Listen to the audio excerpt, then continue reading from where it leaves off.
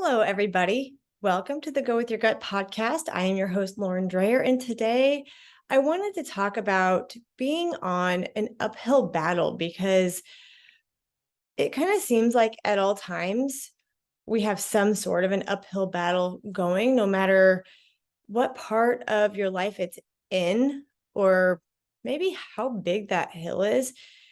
It seems like we're always working uphill in some manner. This came to me the other day. I was walking. I took my boys on a bike ride, and my 4.5-year-old was tired that day, and he was starting to go up a small hill, but when you're tired, it looks bigger, right? And so he looked at me and he said, "I'm tired. I don't want to go anymore." And I looked at him and I said, "Look, you're almost up the hill. On the other side of this, it's downhill and you won't have to work quite as hard." And as I said this to him a second time, after he yet again told me that he was tired and didn't want to keep going, I started thinking about it, and I thought about how much we all deal with uphill battles in our lives, doing whether it be maybe family, whether it be personal situations, whether it's in work or whatever that looks like. Maybe you have a health issue that you just don't think is going to end. And I've heard a lot of people over the course of probably my life, but more of the last 5 years or so, talk about going uphill and how we start going up there, and we've got the momentum, we're doing good, and we start going up that incline, and the further we get, we slow down because we're going up that incline, so we have to keep working harder. And the closer we get to the top of that hill, we begin to say, "I don't want to do this anymore. I'm tired. I want to quit and do something else." And when you're in the scheme of life, you can't just look up ahead and be like, "Oh, I'm almost to the top. Yeah, I can push on a little bit further." But I've heard so often that people say so many times, when you get to that point where you are just beat down, worn out, sweat dripping, pouring from your head, and you just don't think you could go any further, there's such a big break coming. There's such whether it's a plateau or you get to the top of that mountain, the top of that hill, whatever that looks like for you. If you keep going, you get there probably sooner than you think, because the harder it gets, it seems like you're on the edge of that breakthrough or the top or whatever a turning point looks like for you. And I saw a question the other day of somebody asking, "What do you do when you're on a path and you just don't know where you are anymore?" And I it brought me back to that uphill battle, because I thought, that really makes sense, because whether you're on a hill and you know exactly where you're going, or maybe you're on a bumpy ride and you're not quite sure where it goes anymore. You'd like to maybe you'd like to be on a different hill, or you're ready for a change. You're ready to take that fork in the road, right? And I read some of the responses, and I thought it was interesting, the different perspectives that people gave for what they do when they're on the unknown path to find their way a little bit. And I have found myself on this before. And so naturally, I answered the question, but it kind of got me thinking as to how everybody else would deal with this, because obviously I'm just me and everybody has their own way of working through this. But this would have been a path in my past that, if I didn't know where I was going, I would have been confused, and I probably would have given up and been like, okay, I'm just going to walk off the grass and be done. And I just don't know. And it's easy to have that defeated mindset because the harder you work and the more tired you get, you think, I just don't know if this is going to be worth it, if I'm almost there. Because most of the time, if you're almost there, you'll push that extra little bit and finish it. You'll get to the end.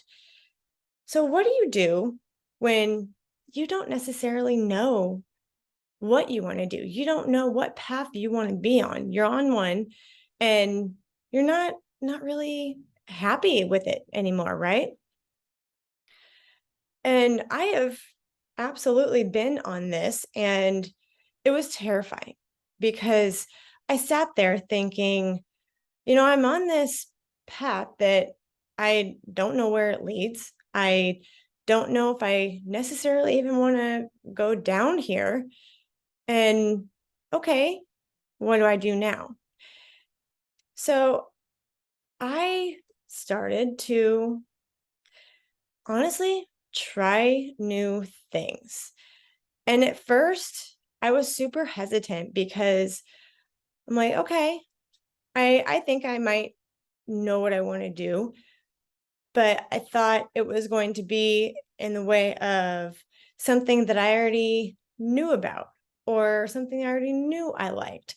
And I really didn't take into consideration that maybe at this point in my life, some of the things that I knew about were kind of in the past now, and all the things I like were fine, but it was time for new things. And I think sometimes we get so stuck in, I don't know what I want to do, but I know that's not what I want to do. That's not where I'm supposed to go. It wasn't until I had an open mind about it and said, you know what? Maybe I don't know if I don't like some of those things anymore. Maybe I don't know if maybe something else could be something that will work for me, that will excite me, that will, be this next path or wherever I'm supposed to go. And so I started to try things. People would say, have you ever done this? Or Lauren, think about this. Or what if you did this? I've had fun with it. Maybe it would work for you too. And of course, the anxiety and the unknown in me was just like, no, no, no, you don't want to do any of those things. But at one point, I said, you know what? Okay. I don't really feel like doing what I've done in the past. And what I'm doing now isn't necessarily working for me. So, what could I do to move on? What could I do to spice things up or, change the habit, change something, be a different change of pace, I guess you would say. So I started trying something new. And honestly, like I started I started writing. My mom said, "Hey, Lauren, you should write a book to go with all of your uh, speaking opportunities." And I thought, okay, I could do that. I can type out a book on a computer about my story, not a problem. And I didn't really think about the fact that that would spark something in me saying, "Hey, Lauren, you like to write. You like to help people with all the things you're going through your writing so that maybe when they're having a hard time, they can read some of your things and say, you know what? This is what I'm going through. She's been through it too. So maybe what she's doing will work." I didn't know that writing would be a thing that I like to do. Turns out that it is. There are there's lots of things. I learned that I like to snow ski. And let's say I don't like getting hurt. I'm very hesitant and my pain tolerance is very low.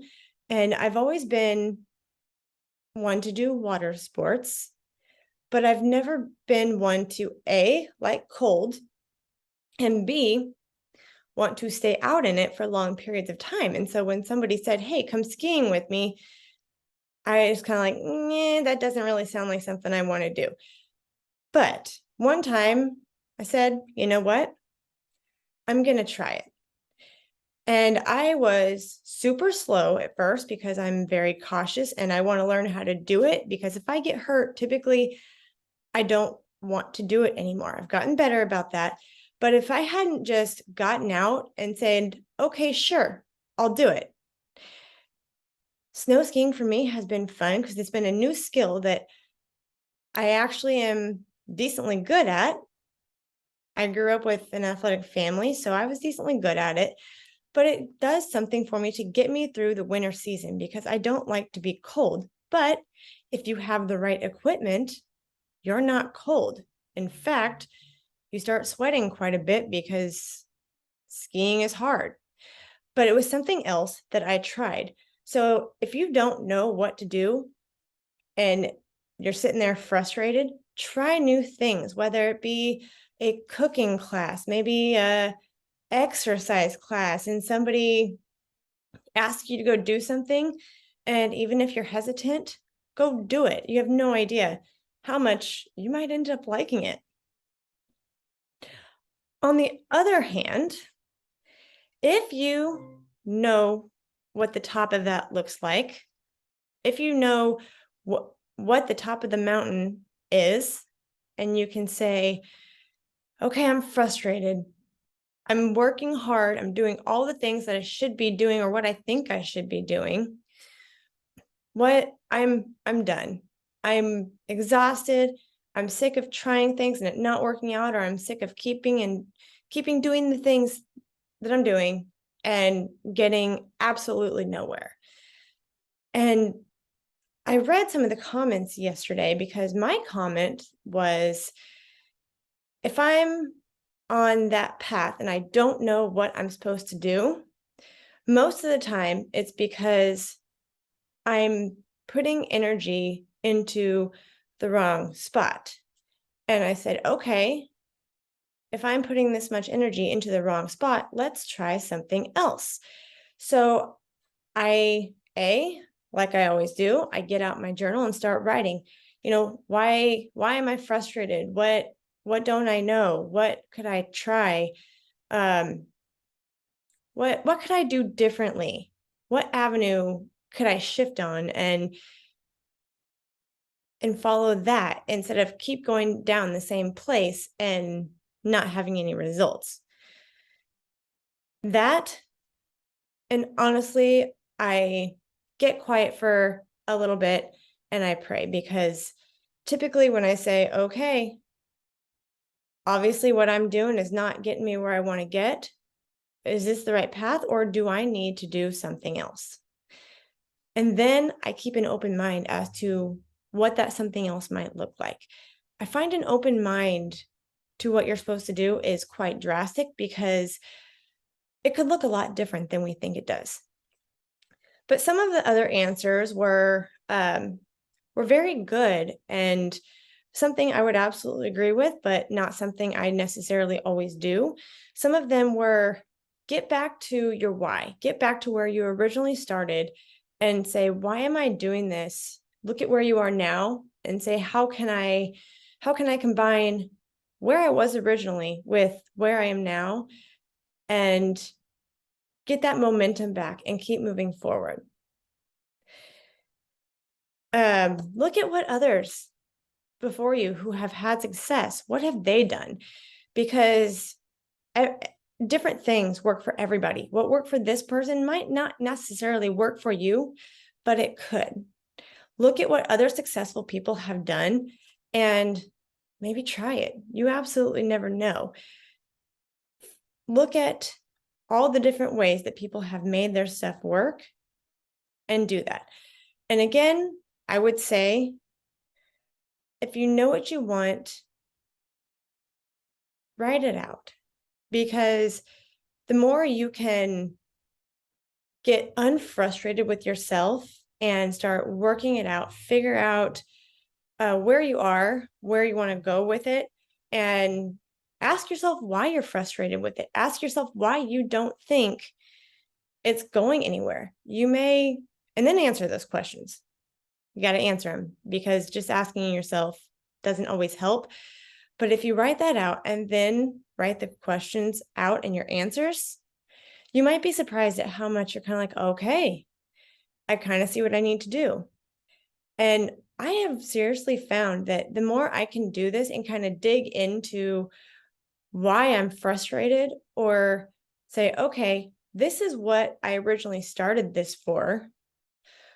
Where am I at now that I could move forward from where I am and maybe take a different route than I originally thought? Or maybe I didn't think I was ready for this next big step, but maybe I'm more ready than I thought. What do the steps look like to get there from here?